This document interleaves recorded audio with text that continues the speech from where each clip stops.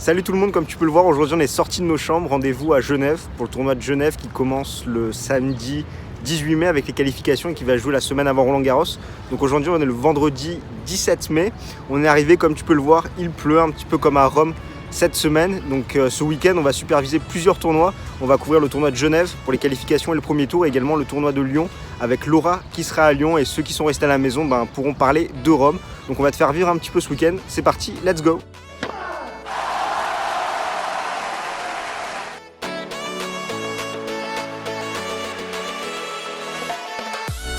Donc là je viens d'arriver à Genève après 4 heures de route depuis Aix-en-Provence, sachant que les qualifications commencent que demain, donc samedi matin à 10h avec notamment Grigor Dimitrov qui jouera les qualifications du tournoi de Genève. J'ai checké rapidement les résultats à Rome avec le forfait de Roger Federer contre Stefanos Tsitsipas, le grec qui va jouer une troisième demi-finale de suite sur terre battue après celle d'Estoril et celle de Madrid. Ça sera encore une fois contre Rafael Nadal, l'Espagnol qui va vouloir prendre sa revanche. Federer, pour revenir au cas suisse, qui a déclaré avoir des petites douleurs à la jambe droite. Je pense que c'est plus des courbatures de la veille, sachant qu'il a joué plus de 4 heures et que, comme il savait qu'il ne pouvait pas gagner Rome, il préfère se préserver pour Roland-Garros, qui est totalement normal. Il ne veut pas aller à la blessure, donc il préfère déclarer forfait. Et Nadal qui a gagné contre Verdasco en 2-7, 6-4, 6-0, un premier set compliqué pour l'Espagnol, qui peine toujours à retrouver vraiment de bonnes sensations avant finalement de faire totalement exploser son adversaire, qui physiquement était un petit peu à bout. Ce soir, on a Djokovic contre Del Potro. Et Schwartzmann également qui s'est imposé contre Nishikori. Donc le gagnant de Djokovic Del Potro rencontrera l'Argentin qui se relance un petit peu dans cette saison 2019. Bon, du coup, avant le début des hostilités, petit repérage pour voir un petit peu où situe le tournoi de Genève. On va te montrer tout ça, c'est parti.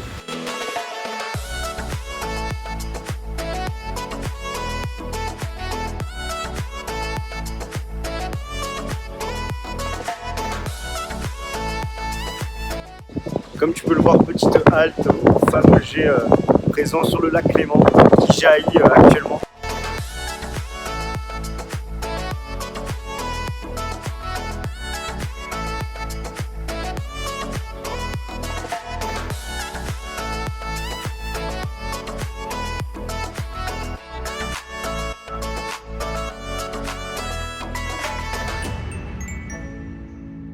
Ça y est les amis, après m'être perdu plus d'une fois, logiquement je me rapproche du tournoi de tennis de Genève, sachant qu'il se trouve dans un parc, comme le tournoi de Lyon qui se trouve dans le parc de la Tête d'Or.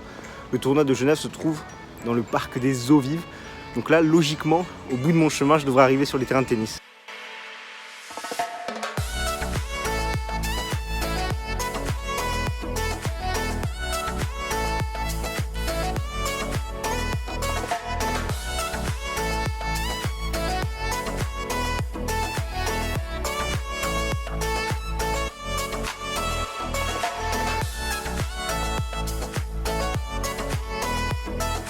Comme tu peux le voir, de retour à l'hôtel, malheureusement avec la pluie, c'est vrai que la Suisse actuellement pleure un petit peu le forfait de Roger Federer au tournoi de Rome. Donc on n'a pas pu rester longtemps à repérer un petit peu les lieux du tournoi de Genève. On y retourne demain, donc là on va aller manger un petit bout et ensuite on se retrouve pour regarder le Djoko Del Potro.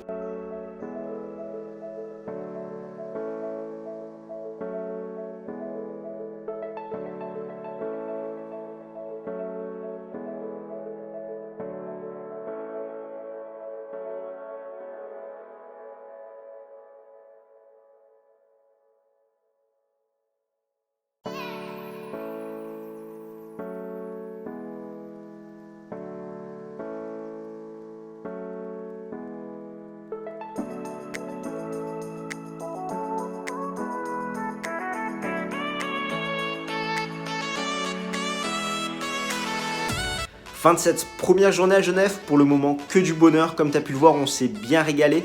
Demain c'est les qualifications avec Grigor Dimitrov au programme. On espère avoir une petite éclaircie sachant que le temps n'est pas au rendez-vous pour le moment. D'ailleurs Alexander Zverev s'est inscrit pour le tableau principal à Genève, à voir si ça va lui redonner la confiance nécessaire avant Roland-Garros. Nous on se retrouve demain.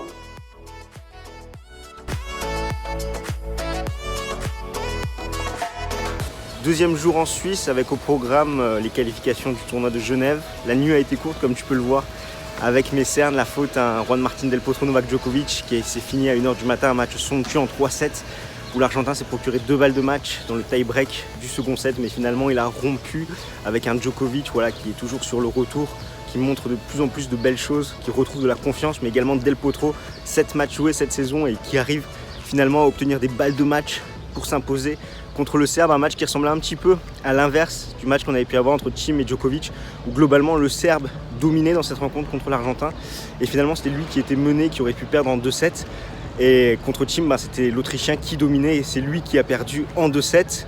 Donc là on va prendre notre taxi pour aller au tournoi de Genève avec une petite éclaircie et un petit peu de soleil, ça fait plaisir. Les qualifications commencent à 10h, donc on va te faire vivre tout ça. En route pour notre première journée au tournoi de Genève, en voiture Simone.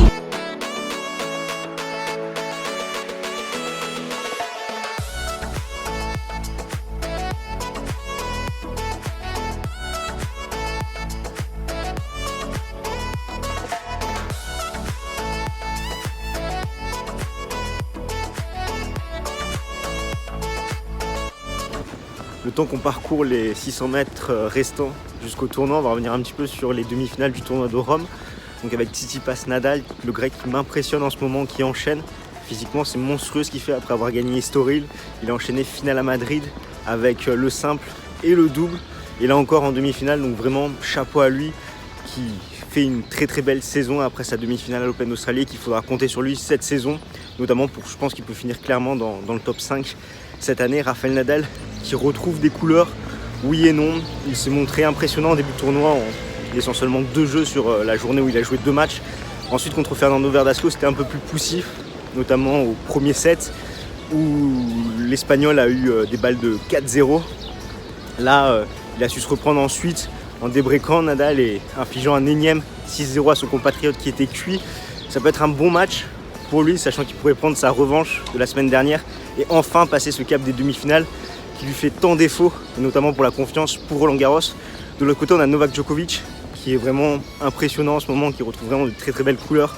Il se relance totalement, mais il a joué 3 heures contre Juan Martín del Potro. Du coup, il sera sûrement un petit peu émoussé. Il a fini tard, il a gagné à Madrid.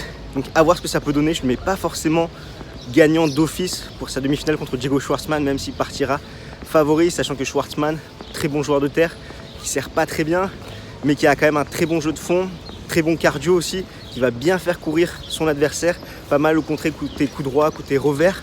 Et c'est vrai que dans ces conditions humides, sachant qu'ils annoncent pas mal de pluie à Rome, ça peut jouer en sa faveur et pourquoi pas que l'Argentin crée la surprise, ce que Del Potro n'a pas réussi à faire, que Diego le fasse. À voir ce que ça va donner, sachant que d'ici la fin du vlog, les résultats seront connus, donc on pourra voir si j'avais raison ou non, ou si finalement Schwartzmann va prendre 2-7 assez secs contre Djokovic.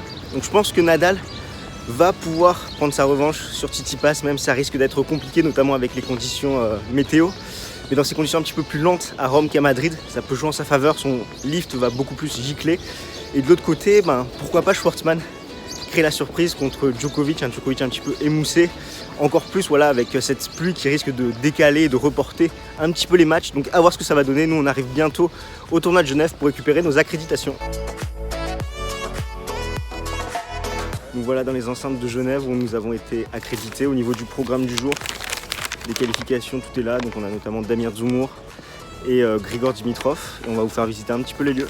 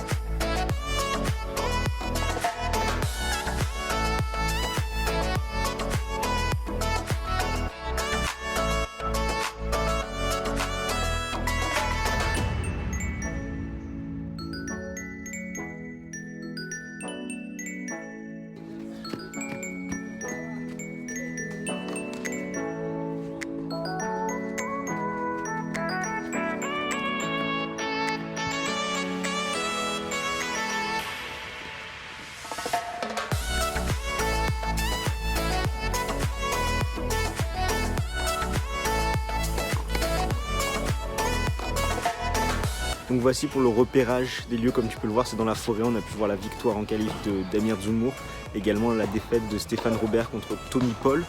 Par rapport aux interviews, apparemment on pourrait peut-être avoir Grigor Dimitrov s'il s'impose pour ce match de qualification à midi.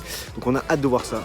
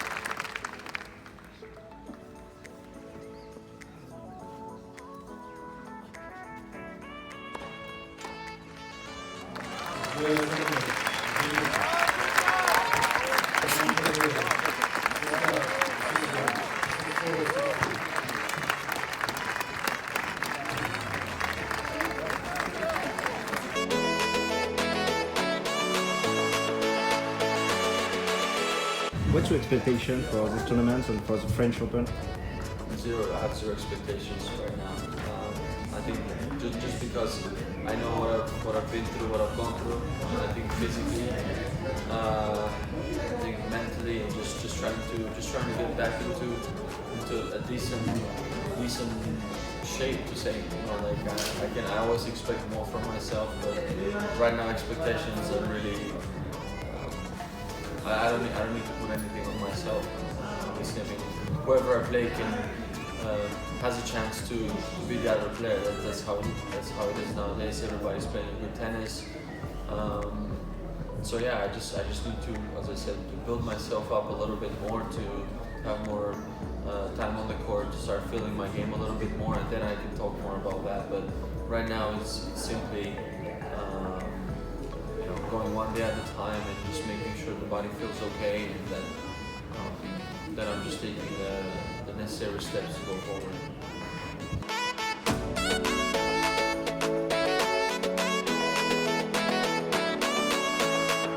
Voilà, fin de cette première journée aux qualifications du tournoi de Genève. Vraiment une super journée, comme tu auras pu le voir. On a eu Grigor Dimitrov en conférence de presse, le seul qu'on a pu avoir, qui a répondu vraiment à toutes nos questions. Une ambiance super au niveau des différents journalistes, plein de journalistes en herbe à peu près de notre âge. Donc ça a été vraiment agréable. Et là, c'est la fin de la journée. Il n'a pas plu. Il est 16h. Globalement, on a pu voir tous les matchs. Donc vraiment que du bonheur.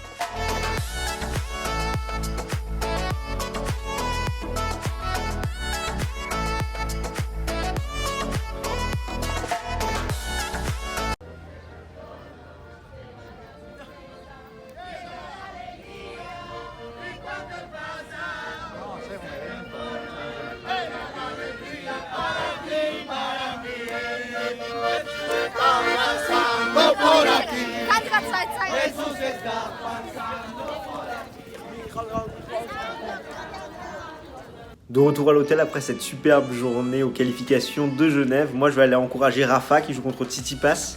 Il a pris le premier set et il a breaké dans le second, il semble beaucoup plus lucide qu'à Madrid, notamment sur ses occasions de break et ses opportunités que cette fois-ci il saisit. Apparemment ça joue plutôt bien aussi, donc je vais voir ça. Et je vais également faire une petite vidéo pour mettre l'intégralité de la conférence de presse de Dimitrov après son premier match qualificatif, et je vous mettrai un petit bout dans le vlog.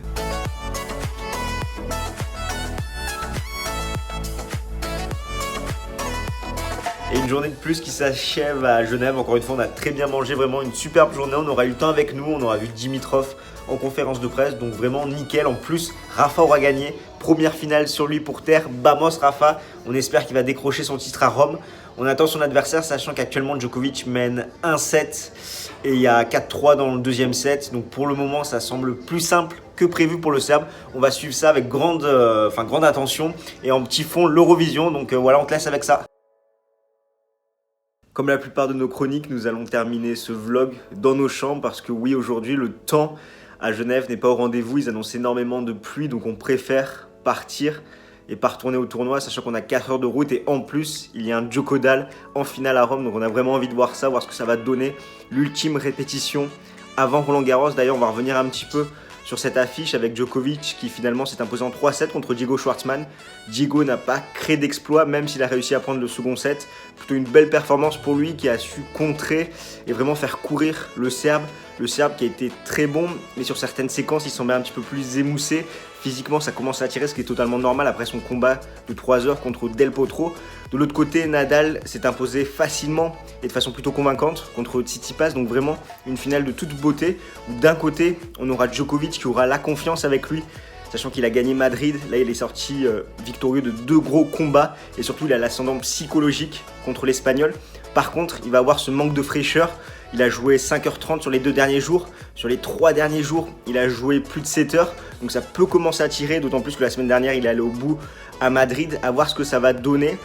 Et de l'autre, on a Rafael Nadal qui recommence à retrouver petit à petit ses couleurs, ses repères sur terre battue, mais qui malheureusement n'a toujours pas la confiance. Et lui, vraiment, la confiance, il va l'acquérir uniquement en gagnant un titre. Donc c'est vraiment très important pour lui de s'imposer à Rome, sachant que pour sa confiance à Roland Garros, il faut au moins ce titre. Djokovic, même s'il ne venait pas à gagner, finalement, à Madrid et à Rome, il a trouvé ce qu'il était venu chercher, de la confiance, des matchs. Il a quand même battu Del Potro et Schwartzmann coup sur coup sur de très très bons matchs. Il a gagné à Madrid, il enchaîne un titre et une finale au pire. Donc c'est vraiment bien pour lui et je pense qu'il faudra compter sur lui bien évidemment à Roland Garros. Et que là, vraiment, il a rempli tous les critères pour être opérationnel pour le Grand Chelem français, alors que Nadal, c'est pas encore ça.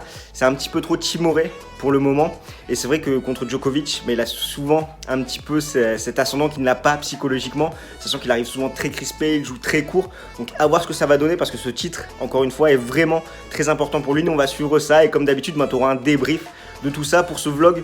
Ça touche à sa fin, comme je te le disais. Il va sûrement apparaître sur la chaîne lundi ou mardi de la semaine prochaine. J'espère que ça t'aura plu. En tout cas, nous, on aura vraiment bien profité. Même si le temps n'était pas forcément là, on aura quand même vu Dimitrov. On aura une belle première journée de qualification avec des matchs assez intéressants. Un superbe tournoi de Genève. Vraiment une bonne ambiance en Suisse. Donc ça fait vraiment plaisir. Et j'espère que les quelques images que tu auras pu voir t'auront plu. On se retrouve très très vite. N'hésite pas à lâcher un petit pouce bleu si tu as aimé la vidéo, à t'abonner à notre chaîne pour ne plus rien manquer de l'actualité tennis, à nous faire un petit don sur Tipeee si tu en as envie, à nous suivre sur les réseaux sociaux et nous on se retrouve très très vite. D'ici là, porte-toi bien. Ciao ciao tout le monde.